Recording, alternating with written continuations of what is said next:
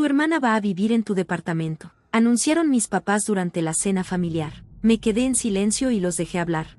Una semana después, llegaron, con el coche lleno de maletas, pero yo no era quien los esperaba adentro. Hola, Reddit.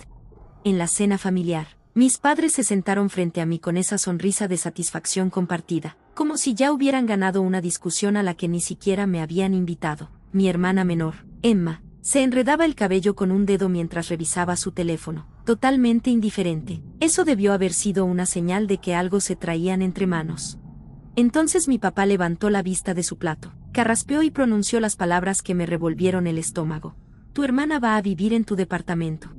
Así, de sopetón, como si fuera algo obvio, como si mi departamento, el cual me costó sangre y sudor pagar, amueblar y mantener, fuera algo que ellos podían asignar arbitrariamente.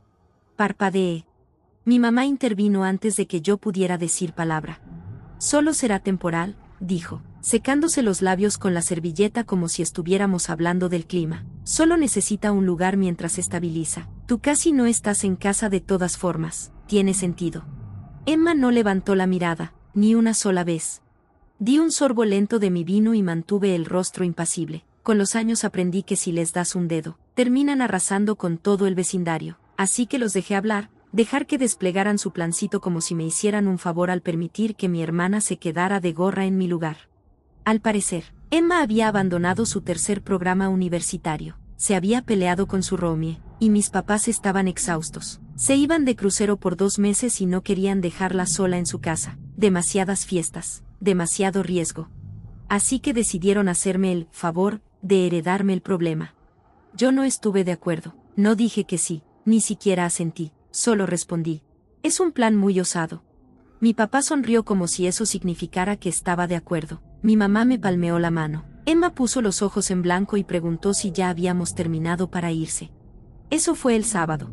Para el viernes siguiente, recibí el mensaje. Ya vamos en camino, llegamos en 20, ten la cena lista. Me quedé viendo mi teléfono, parada en medio de mi sala. Sentí la sangre helarse en las venas. De verdad lo hicieron. Venían a dejarla como si mi departamento fuera un albergue. No respondí, ni siquiera tenía por qué hacerlo, porque yo no iba a ser quien los recibiera cuando tocaran a la puerta. Déjenme retroceder un poco.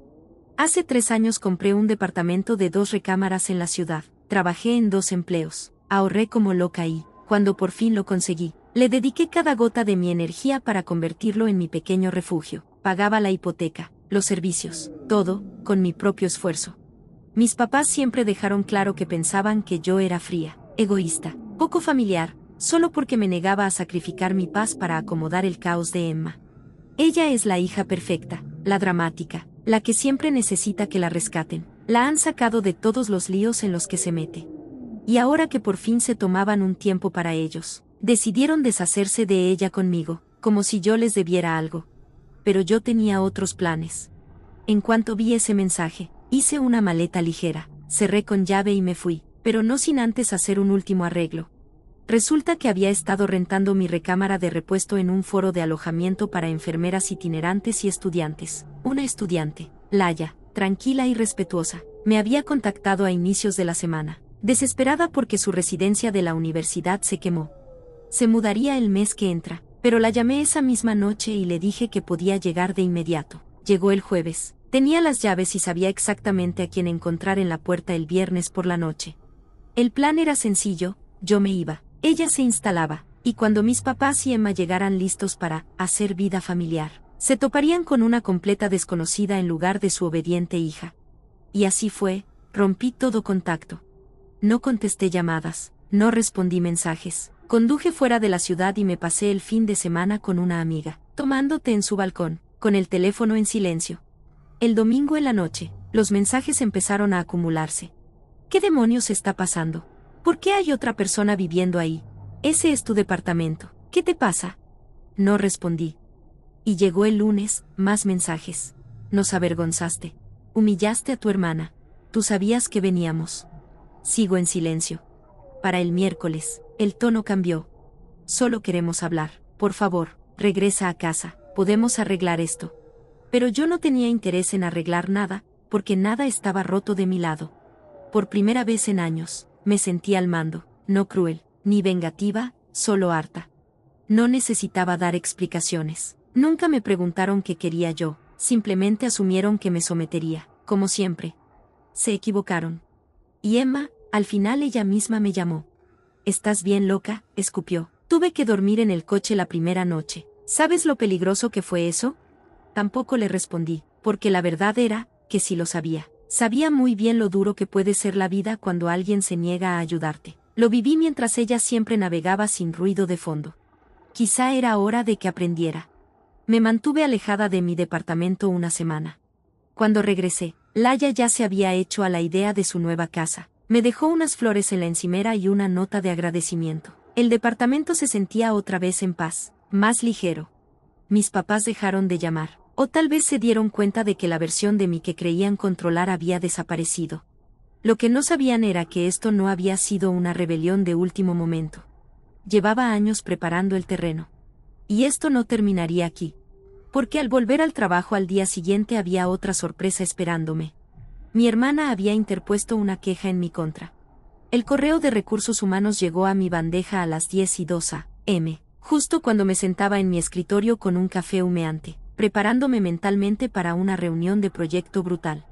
En cambio, me iban a llamar a revisión obligatoria por una queja formal de un familiar, alegando que la había desalojado ilegalmente de una propiedad compartida. Se me cayó el estómago. Era Emma. Se había declarado familiar conviviente y afirmaba que yo había orquestado un desalojo ilegal.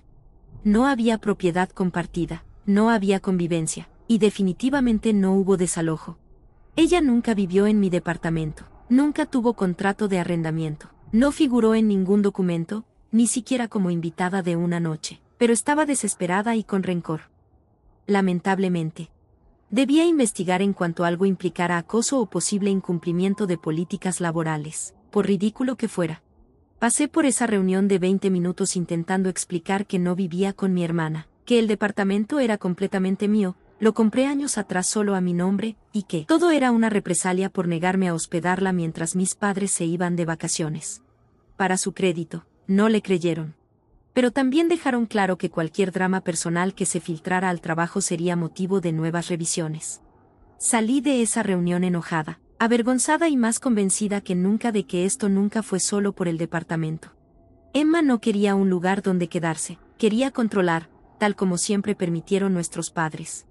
Y al negarle ese control, ella subió el tono. Cuando llegué a casa esa tarde, me esperaba otra sorpresa. Una nota manuscrita deslizada bajo mi puerta, sin sobre, solo 5 líneas chuecas escritas con marcador permanente. Me humillaste. Te crees mejor. No lo eres. Solo eres mala. Esto no ha terminado.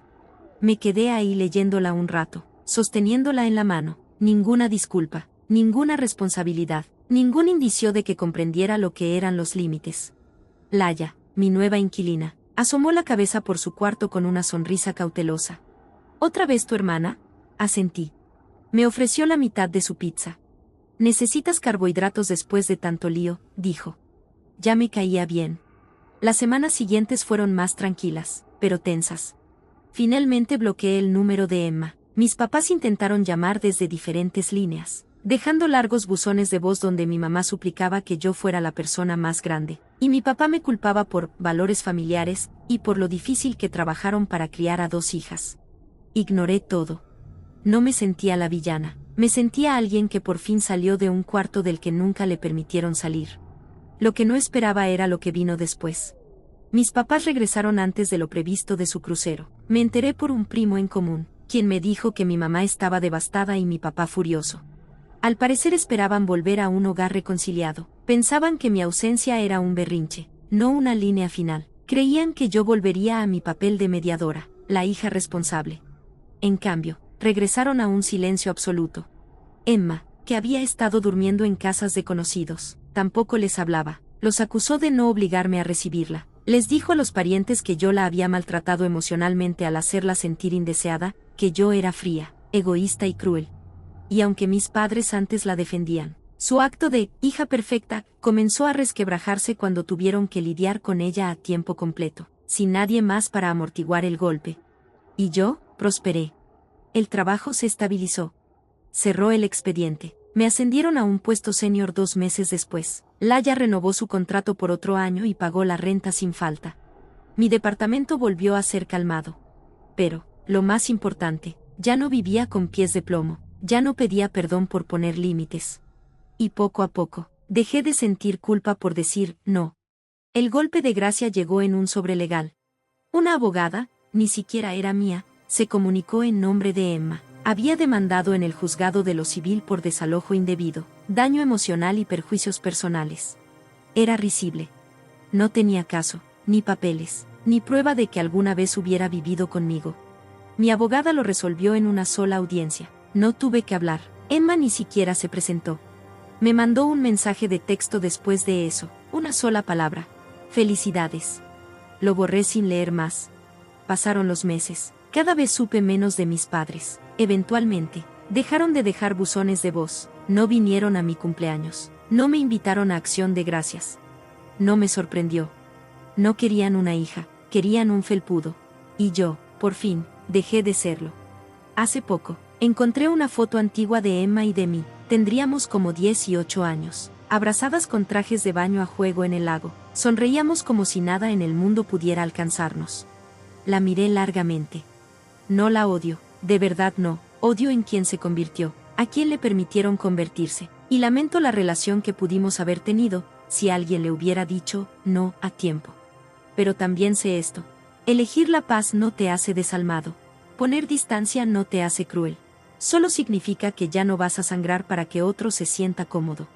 Guardé la foto en un cajón que casi no abro. Luego volví a mi tranquilo, calmado y hermoso departamento y me preparé una taza de té. No más golpes en la puerta. No más amenazas. Solo silencio. Por primera vez, no sentí ni un atisbo de culpa.